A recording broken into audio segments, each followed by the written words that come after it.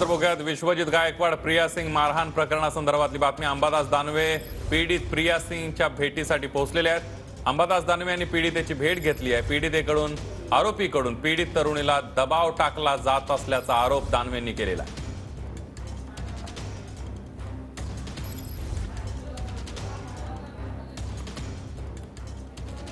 आपण बघतोय आता घडीची एक मोठी बातमी। आरोपींकडून पीडित तरुणीवर दबाव टाकला जात असल्याची टीका अंबादास दानवेंनी केलेली आहे। अंबादास दानवे यांनी पीडितेची भेट घेतली आहे। ही जी घटना घडली या पीडितेशी भेटलेलो आहे। महिला पोलीस अधिकारी माझ्यासोबत होत्या। प्रत्यक्ष आयओ सुद्धा याच्या इथं आलेले, त्यांच्याशी मी चर्चा केलेली आहे।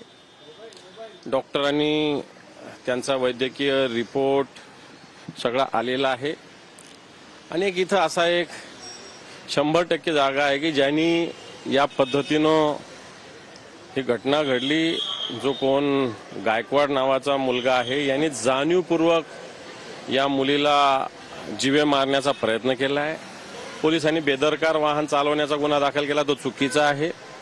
हा डिलिबरेटली गाडी अंगावर घातलेली आहे। फार बेदरकार गाडी चालवत नव्हता, तर बेदरकारपणे गाडी अंगावर घातलेली आहे। व्यक्तिगत विषय आणून याच्यामध्ये या प्रकरणापासून लक्ष डायव्हर्ट करण्याचा सुद्धा प्रयत्न होतोय। व्यक्तिगत ज्याच्या